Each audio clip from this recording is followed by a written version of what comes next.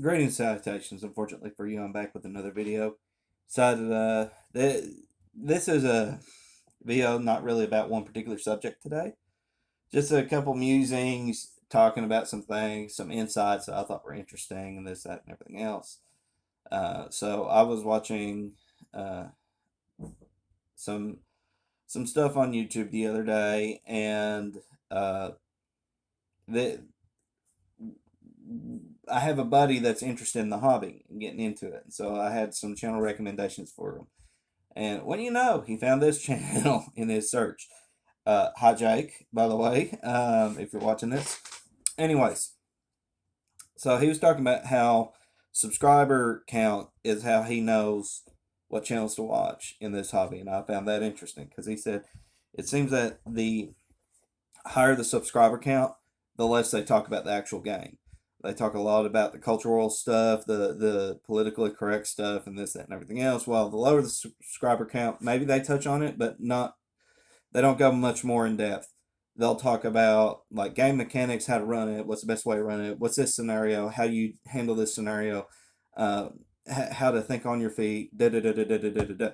So, and I can't help but agree with him because I've said in the past I think a lot of these multi hundreds of thousands or multi even in some cases millions of subscribers to these channels, these are all tourists. These are people that are not going to be in the hobby for very long. They either have a passing interest or they are more interested in the geek culture side and they're looking for ways to be politically correct in conversation. And that's why like you'll see a lot of these bigger channels talk about are orcs racist, are drow racist, this, that, and everything else. And it's because they have nothing else to talk about because they know nothing about the hobby. They know what's in their tiny little circle and they continue to push on. Um, it's it's fun because a lot of people talked about because I remember when it was first released, all these YouTube channels talked about Daggerheart, whether it was going to be the D&D killer, and is it going to be a D&D killer? I don't know. We'll find out, right? Because if it ends up being a D&D killer, it's not going to be because of the core mechanics. It's going to be because of Critical Role and its influence in the hobby. And I've made no bones about it. Not really a Critical Role fan. Don't watch it. Not that I have anything personal against these guys. I just don't. I just don't like it. And but from what I've seen about the game rules seem there's some good stuff, and but there's a lot of bad. And considering that this comes from Darrington Press, who also brought us Candela Obscura, which was a terrible, terrible, terrible attempt at trying to be a Call of Cthulhu killer, um, I'm not surprised. Be that as it may, that's a subject for another day. But it's funny how much influencers have, well, an influence in this hobby. And like I said, if some of these things become D&D killers, it's going to simply because based on the amount of fans they have, not necessarily because of any merit to the game itself. It's one of the reasons why I had that video called an apolitical approach or review of basic fantasy RPG, because when it was released or when I released that video, it had a lot to do with Clownfish TV's video on, and I'm not going to give an opinion on Clownfish TV one way or the other, uh, for the sake of this video, because that would be another topic. But I have nothing against the guy. I just think that whenever he did his review, it essentially boiled down to this is not WotC. Here's what WotC supports. These guys don't support it, so support these guys. And I just call me crazy. I just think a game rule system should stand on the merit of its game rule system. And that was my. And you would think that that's not a controversial statement. However, that video got as much that as it was popular and got a lot of love, it got a lot of hate. And honestly, from a group of people that I don't care. I'm glad it made you mad because you're the kind of people I would like to make mad. Um, Mostly a lot of hardcore socialist, communist kind of people, which seems to be the approach that they tend to take is to come on this channel, tell a man that has been married for more than 10 years that he is an incel virgin and that no woman's going to love him, which I don't see what the value for that would be in terms of an opinion. That's an ad hominem. And again, married 10 years plus and have children, two of them, biologically mine, by the way. And uh, yeah, it's just weird because this is a particular group of people that can't stand anybody that's more right of left in any degree. So that's just how it is. But anyways,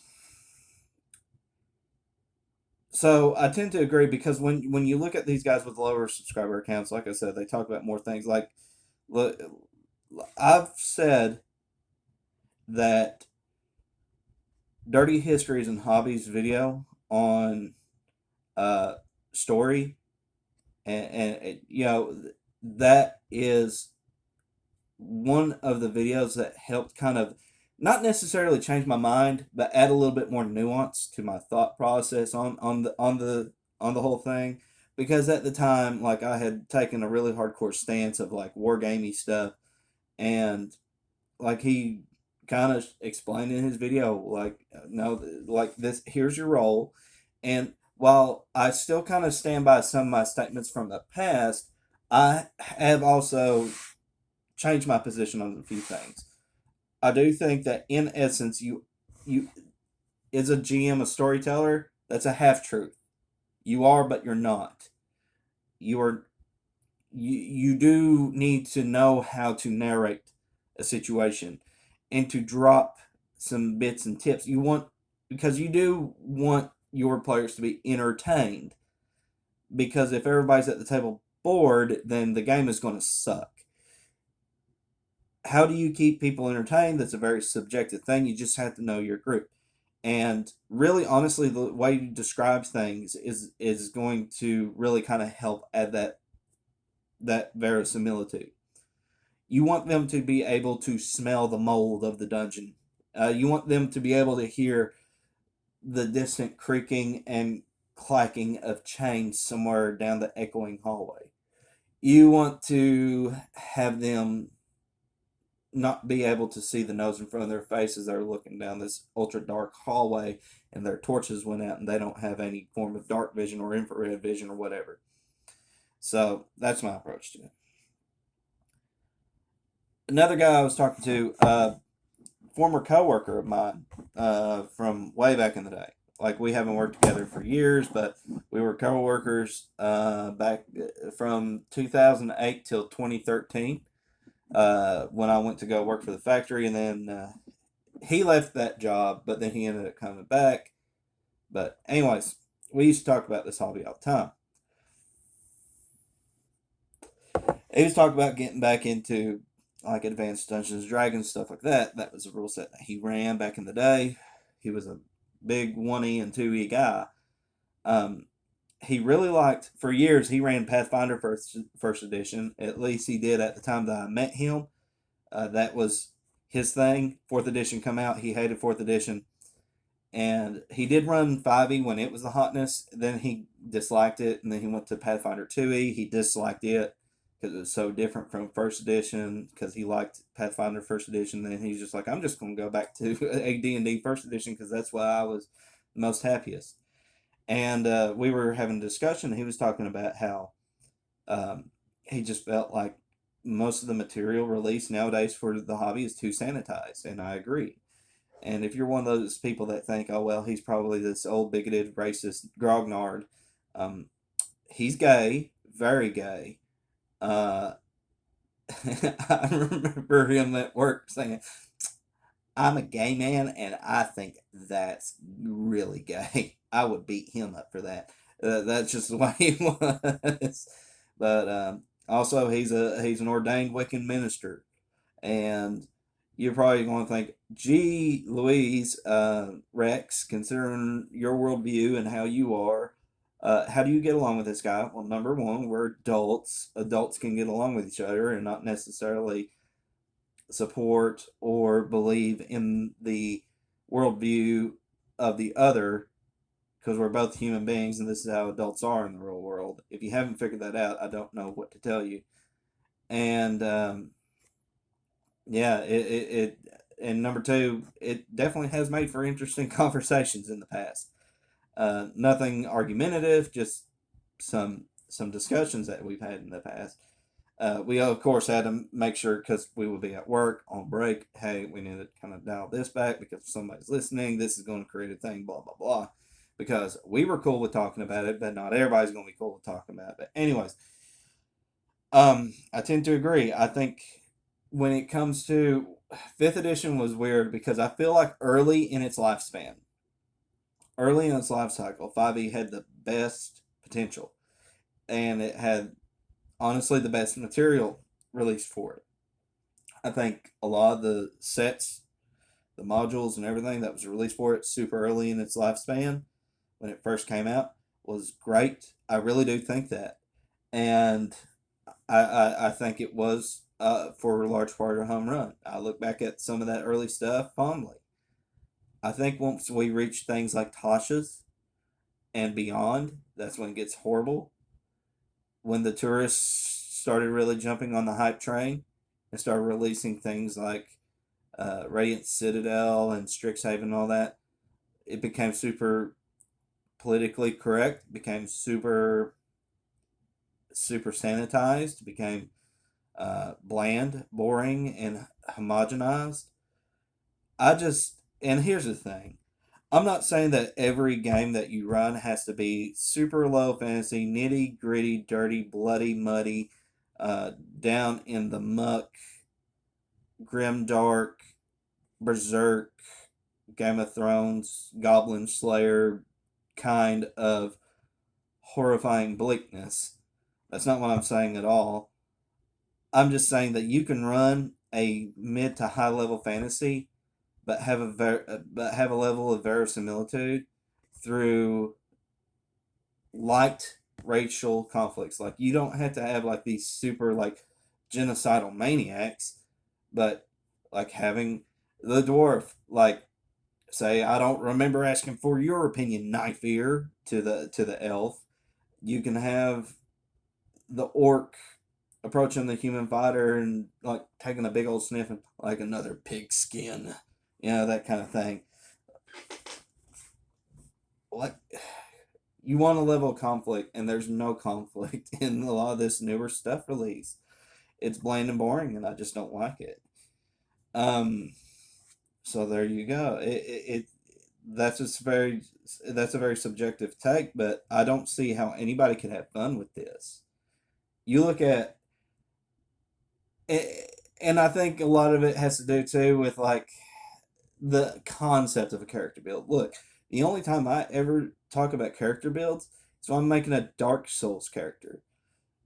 When you were sitting around and you're thinking about stat alignment and what subclasses are going to work with the best feats and having those feats chain with skills and other feats in order to make the most efficient character, you're no longer playing a role playing game, you're playing a spreadsheet that if you put that much thought process into it, there's no reason that some of these people are unemployed or on disability, because oh, surprise, surprise, just like a lot of people in this area, they cheated the system and got on it.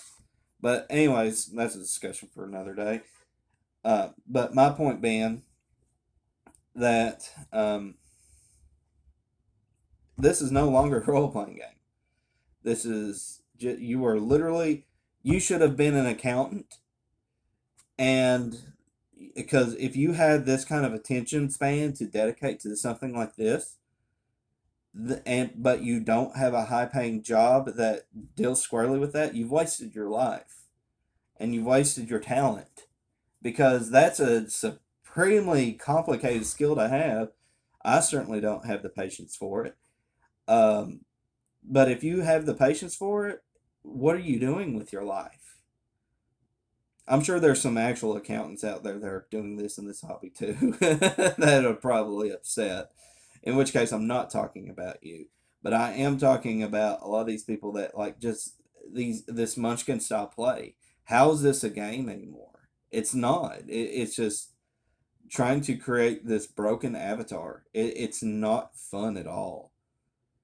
It's like when I talk about it's literally like when I talk about Dark Souls character creation. It's like this build's pretty broken. This weapon with this build's pretty broken. If you use this spell in conjunction with this particular weapon, it puts out some of the most highest DPS in the game. Like this is the kind of crap that they've introduced in this hobby. And honestly, if it's intrinsic to the rule set, it's probably time to get rid of the rule set, because I don't see how anybody has fun with this.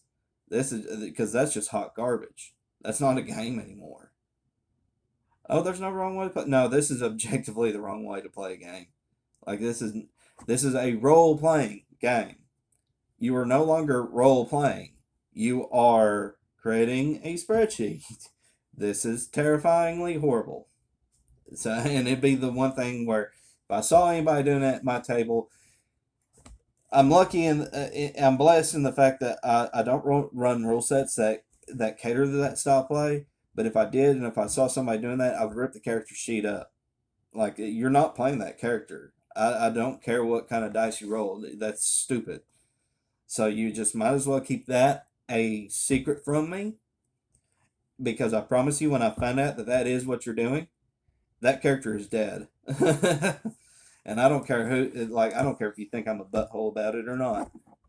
That's not role playing anymore. You're making this into a video game, and if I want to play a video game, I'll just go play a video game. It's just idiotic to me. Anyways, and probably one on the lighter note, drawing dungeon maps. So this one, a lot of people, uh, understandably so, they talk about how like a lot of them like using Dungeon Scrawl or Don John, and I agree, those are good programs. Same with like Don John's especially good at coming up with cities and villages and stuff. But some people want a tool that they can use offline because, like, you might not necessarily have internet connection all the time, but you still want, well, first and foremost, the good old pencil and paper method. I've done it for years.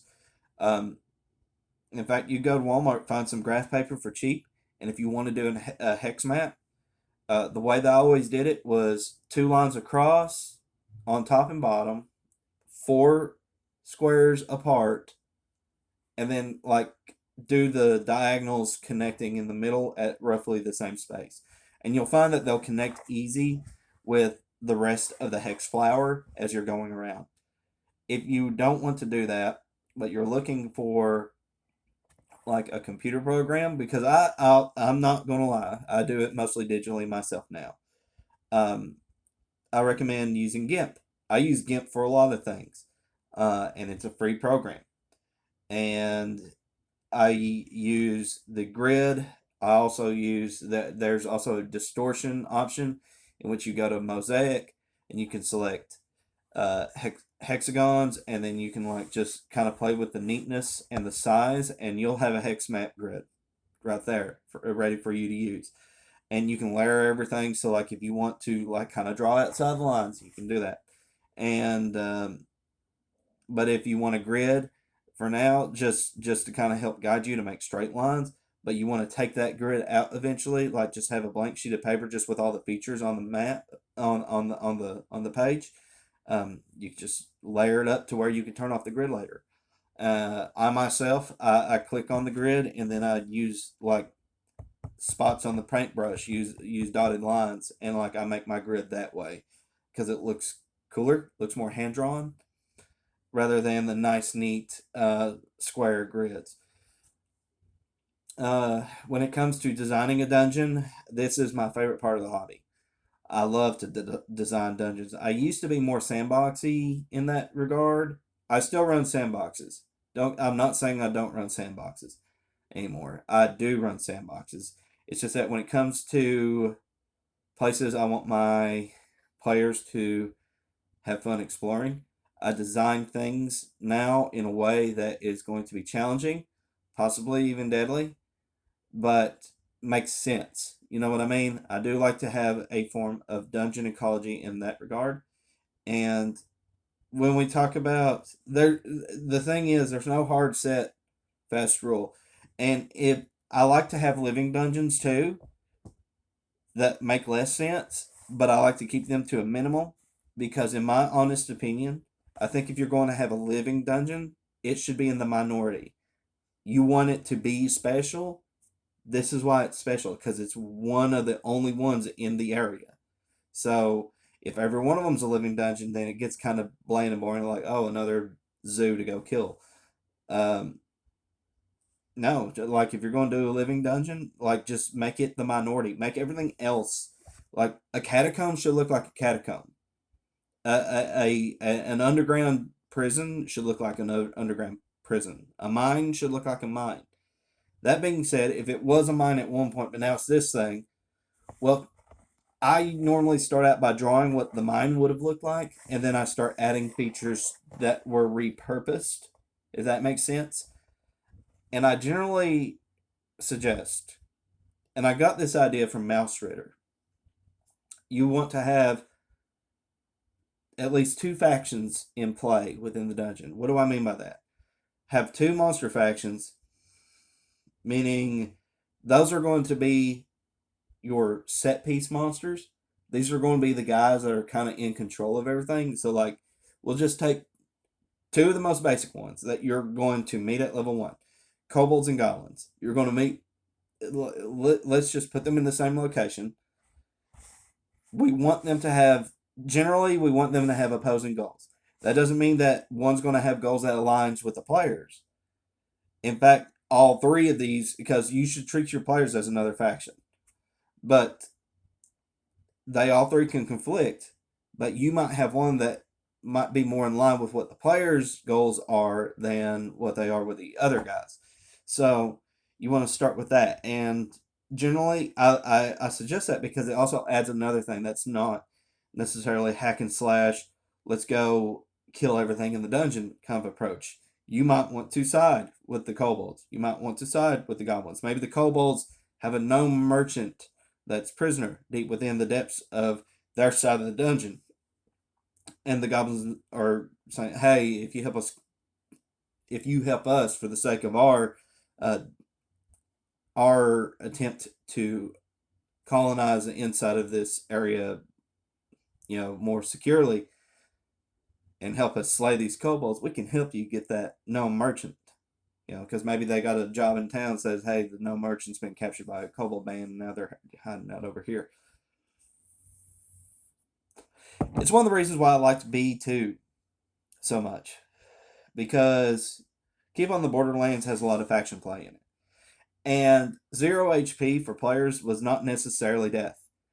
It could mean that the players were captured and now there's faction play involving getting this player character out, ransoming them back. So that's another approach. 0 HP might not necessarily always mean death, but keep in mind most players would rather have their characters killed than taken prisoner. Okay, so just kind of get a feel for that. If a lot of players feel like that would be cheap, don't do it. You should be able to cater to the whims in some regard. Okay, not for everything, but in some regard to what your players want at the table. Now, that means if they think that that's cheap, they don't like it. Okay, I can understand that. Let's get rid of that. You can have it 0 HP death. That's fine. If they're cool with it, that's fine too. That being said, characters are going to get into situations that their players are not going to necessarily always be comfortable with. And so this is, a lot of people say this is why we need safety tools. I disagree. This is something that grown adults can come up with, and we're presuming that you know your players.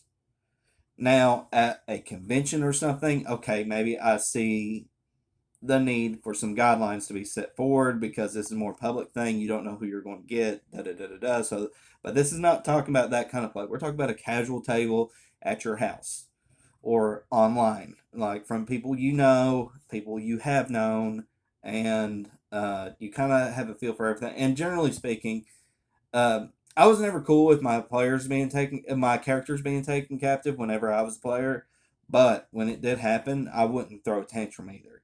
Like, you just kind of know that your character is probably going some things not by your choice, but as a consequence to your actions, as a consequences to your choices.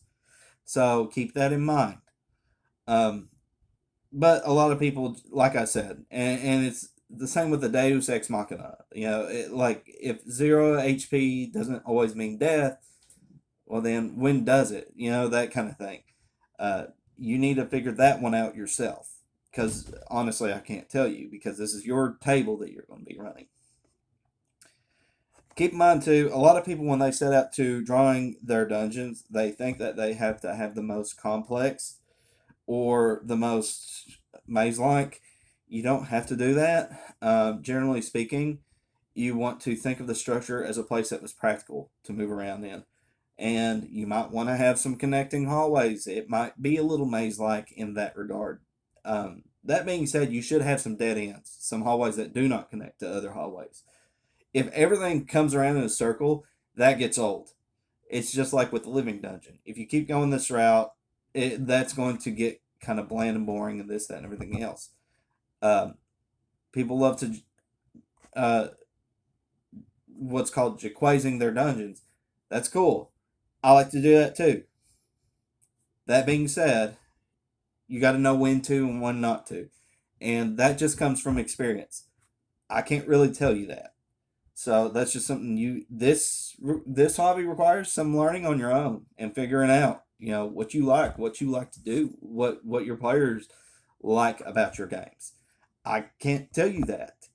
I just know what my players like. And so I just kind of you want to keep everything simple too. If you make everything too complex, it adds more work to you. Generally speaking, you don't want to have the dungeon design.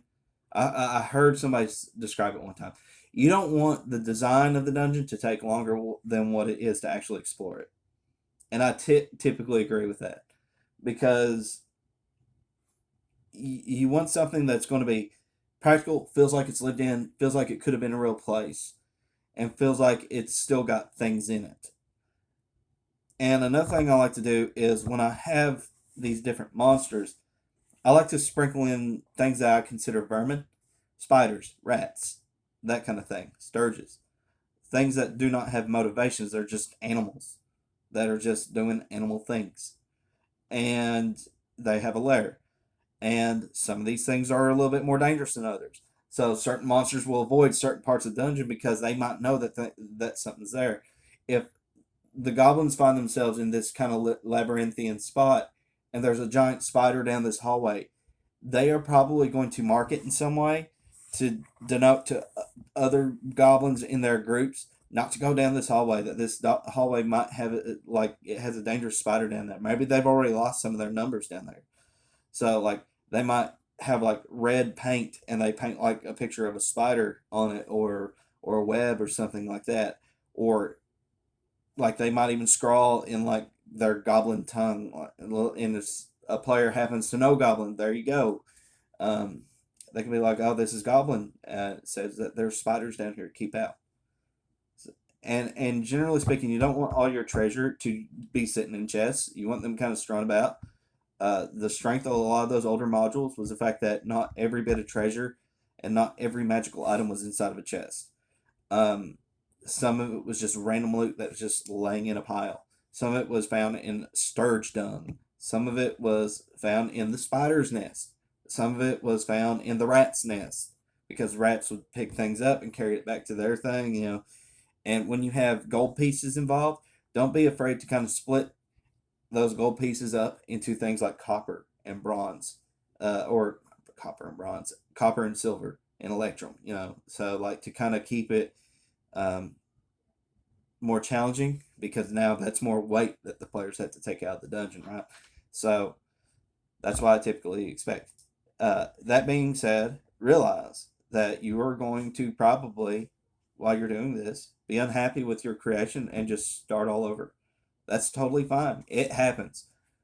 I have more wasted dungeons in the trash bin of my computer than I do have saved in a folder, because some of them I'd start on and I'd just be unhappy with. Be unhappy with how I designed it, be unhappy how I drew it. And I generally say, here's what you want to start with. I use Apache, which is another free program because it's like a Microsoft Word document, and I like to do the double column thing. But any kind of Word document program would be fine. Start with an outline. Well, just talk about like, okay, let's say this is an underground jail. This is what it used to be. Where's it located? It's in the hills. Okay, cool. It's underground in the hills. What factions are at play? Kobolds, goblins. Okay, cool. What rooms would a an underground prison have?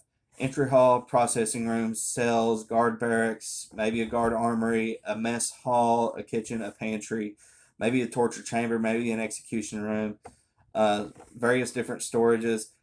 Don't be afraid to have rooms that are just rooms. They Because a lot of places in your house, guarantee you, are there, but they had no purpose. They were just added into the house. So don't be afraid to just have rooms for the sake of rooms. Don't let anybody tell you otherwise. Um, so that's cool. Just think about what these things have, and because now it's underground, and it's, let's just say it's not active anymore, right? So now I like to have this theme of like nature taking it back. Some of the walls are broken in. There's some caverns. Like the goblins are starting to tunnel to try to connect some of these rooms, making it more labyrinthian. Uh, just yeah, it's just some things to think about before you put ink to paper. Start with a pencil. If you're going to do this physically with pencil and paper, start with pencil, and then when you're happy with what you've done, now you take the ink. And if you're using GIMP like I do, you start with an outline, start with this, and then like you keep layer things up. That way, like you keep adding to it. And look, not everything has to look like Dyson logos. Okay, you don't have to have everything look like Dyson logos. So don't worry about what it looks like. Just worry about whether or not it's playable and if it makes sense to you. And because you'll be surprised, these things can be used on virtual tabletops. You just got to know how to um, just be happy with what you have and when you're going to use them. As always, guys, take care. God bless. I'll see you on the other side.